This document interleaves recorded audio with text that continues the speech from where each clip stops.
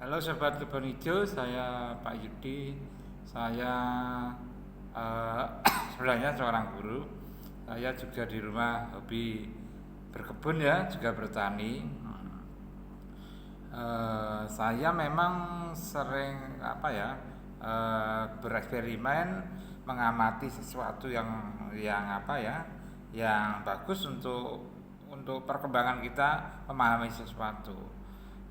Dari awal saya senang berkebun adalah ketika saya menawarkan pada mertua saya untuk menanam paya California. Ternyata disetujui dan saya lihatkan bahwa pertanian modern itu perlu pemahaman yang baik tentang bertani. Yaitu biasanya masyarakat dulu kalau menanam, orang-orang tua kita ya, menanam tanpa diapa-apakan terus tunggu hasilnya gitu. Tapi sekarang tidak bisa, perlu dengan teknologi dan berbagai hal yang harus kita pelajari. Salah satu pertama yang harus kita pahami bahwa apa yang disosialisasi oleh ahli-ahli pertanian baik itu dari Indonesia maupun luar negeri harus kita lakukan, yaitu yang pertama adalah ketika kita disuruh membuat media dengan dalam itu yang sudah ditentukan, misalkan 50-50-50, kita harus mengikuti, dan di dalamnya nanti kita sediakan media, pupuk dan yang sudah kita fermentasi dan sebagainya ya.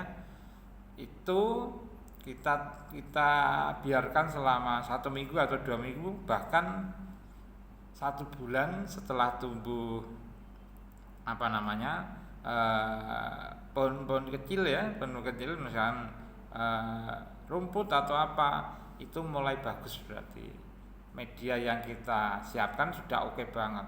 Di samping itu, sebelum kita tidak bisa meninggalkan pupuk non organik ya, pupuk kimia pasti berguna juga, tapi jangan kita kasih berlebihan. Misalkan kita perlu poradan untuk hewan-hewan yang mau mengganggu tumbuhan kita yang kita tanam tidak ada di situ, jadi kita sebarkan dulu poradan di setiap lubangnya, bla bla bla. Pokoknya aturan itu harus kita, memang cara pikir itu harus masuk ke otak kita gitu. Gimana setelah menyediakan media, setelah itu harus kita media oke, bibit juga harus kita sesuai aturan yang sudah diberikan oleh ahli-ahli pertanian gitu, tidak asal gitu. Jadinya bibit aja sudah kelihatan waktu kita tanam. Seperti saya waktu itu menanam pepaya California ya, bahwa bibit juga berpengaruh. Jangan sampai bibitnya nanti jantan semua gitu, tidak tidak lucu lah gitu bibit. Setelah itu adalah perawatan. Nah, ini perawatan itu perlu waktu yang penuh itu. Jadi perawatan gimana setelah kita nanam 10 hari kita beri pupuk agak kimia ya, seperti NPK, urea atau KCL dan sebagainya. Kita campur dan kita sebarkan, jangan sampai kena pohonnya gitu. Dan kita lakukan penyiraman. Jadi sebaiknya kalau menanam pohon pepaya itu di bulan November atau sebelum hujan, masih kecil-kecil tapi kita melakukan penyiraman gitu. Nanti setelah hujan, kalau kita rawat dengan bagus, kok datang hujan di bulan Desember dan sampai Maret April ya, dia akan berkembang pesat gitu. Dan saya sudah melakukan sendiri, makanya paham ya. Saya juga download Android gimana merawat pepaya California di situ. Setiap 10 hari memang kita harus memberi perlakuan di pemupukan ya. Setelah itu 1 bulan. Setelah saya kan menanam di bulan November ya. Di bulan kira-kira Februari itu ada yang sudah berbunga. Waktu berbunga pertama kali itu saya melakukan kegagalan waktu menyemprot itu. Saya kenakan bunganya, ternyata buah yang jadi itu sedikit. Dari situ saya gitu, nggak boleh kita sampai waktu kita nyemprot pakai gandasil buah itu kita nyentuh apa bunganya. Pohon ini sangat sensitif, pepaya itu ya. Ketika pembungaan kedua saya paham sekali dan luar biasa, dari atas sampai bawah itu semua isinya buah, dan kita tinggal menunggu waktu. Yang bawah kita ambil, nanti bawahnya lagi, terus hampir 2 hari sekali saya mengambil itu. Nah, jadi coba-coba kebun hijau, boleh beberapa orang ngomong di YouTube, tapi mereka belum, kebanyakan mereka itu hanya berkebun kecil, dan kadang-kadang tidak jujur bahwa kita menanam di rumah pun. Saya pasti menanam juga, seperti cabai itu saya pelajari semuanya. Kalau pakai NPK gimana, kalau pakai fermentasi saya itu gimana. Jadi teman-teman, lab di rumah yang saya pelajari adalah menghasilkan pupuk kimia tidak bisa kita tinggalkan. Bahwa fermentasi yang kita lakukan itu misalkan 1 botol aqua kecil gitu ya, pupuk kimia cuma 1 sendok pastinya yang kita berikan untuk campuran air. Jadi misalkan 1 sendok NPK kita campurkan air 20 liter, maka fermentasi kita itu 1 botol aqua kecil yang ukuran setengah liter mungkin ya, atau 2 liter yang kita campurkan dengan air 20 liter. Itu cara pikirnya gitu kalau saya. Tapi jangan harus kita mulai tinggalkan pupuk kimia itu, tapi tidak bisa kita langsung meninggalkan, nggak bisa. Itu yang sudah saya praktekkan, dan apa yang saya lakukan live di rumah sobat-sobat kebun hijau, bahwa saya punya jambu madu Delhi ya di pot. Gimana sih cara pemikiran di situ untuk bisa membungakan buah besar dan tidak rontok? Itu adalah cara pikir kita harus di situ. Pertama, kalau kita pengen membuahkan, semua daun harus tua semua. Ingat, daun harus tua. Kalau kita ingin emang benar-benar suka tabulapot, cara pikirnya itu. Daun sudah tua, kondisi batang kelihatan sudah tua, kita daun-daun yang bawah itu kita hilangi, dan mungkin tinggal dari atas itu tinggal tiga daun ya, untean 3 daun.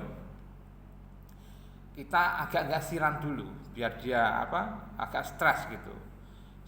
Stres. Setelah itu kita jangan beri NPK.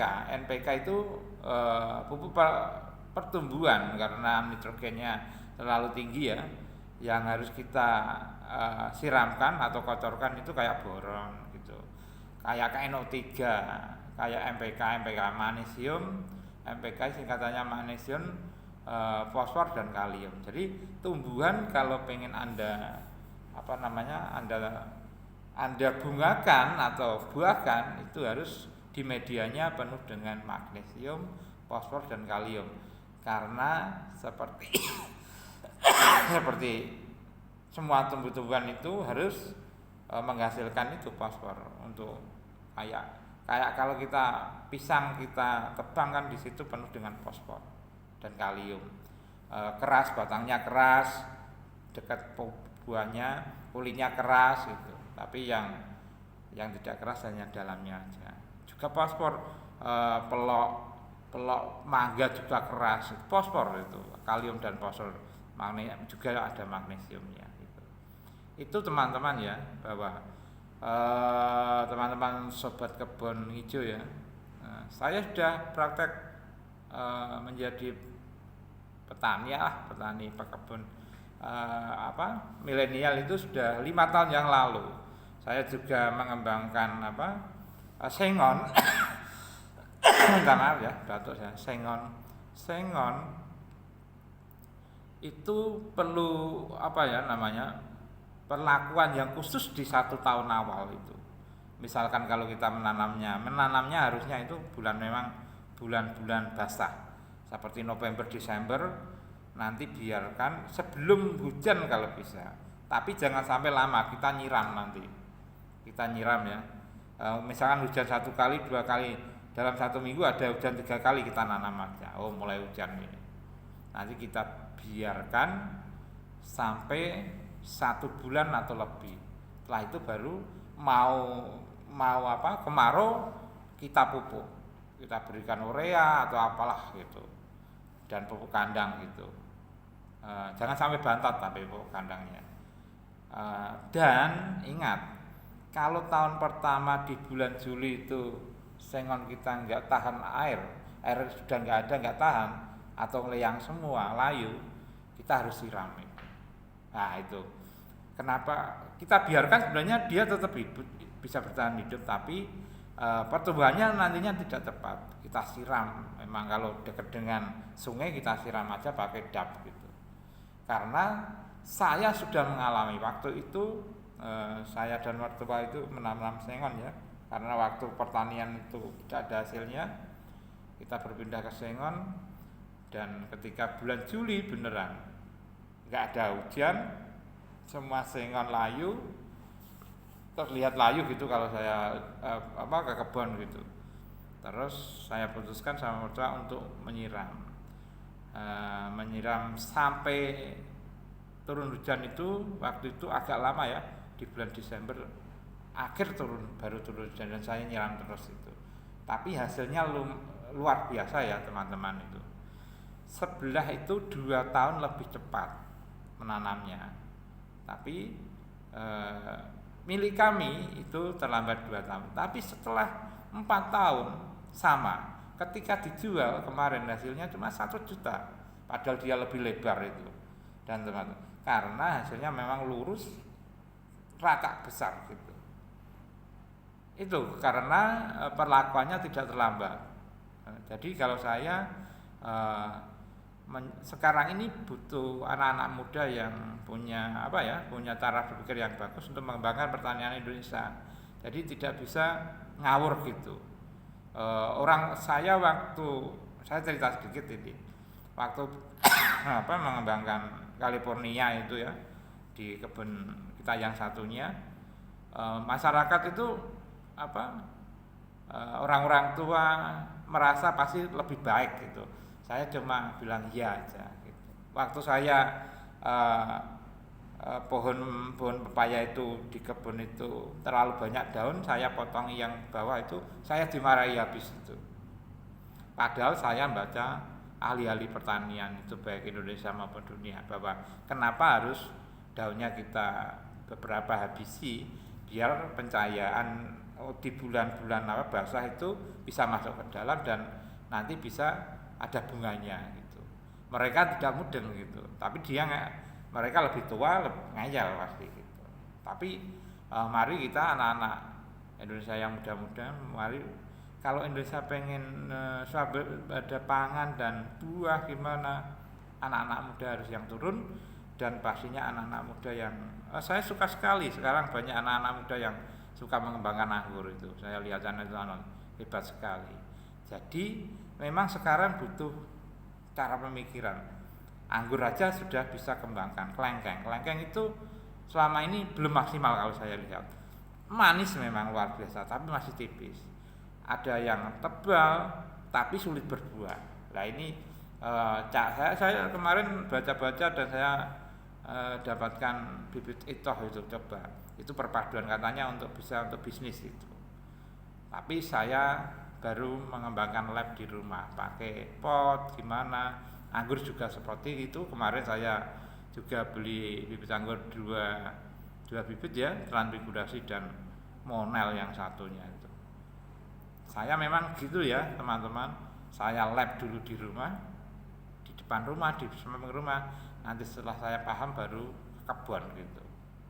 Kalau kita langsung ke kebun, saya sudah pengalaman, kita harus paham dulu daripada nanti kita rugi. Sesuatu itu dikembangkan dengan pemikiran yang bagus, dengan teknologi, dengan cara pikir sesuai ahli-ahli pertanian, kita tidak bisa melawannya.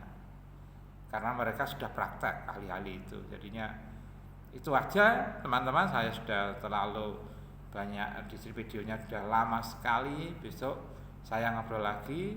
Saya Pak Yudi dari Desa Nijo, Kota Semarang ya, dan dari Provinsi Jawa Tengah. Semangat terus, saya ingin pertanian Indonesia, anak-anak muda suka bertani dan pertanian kita bisa sumber pangan dan buah ya. Sukses terus. Terima kasih.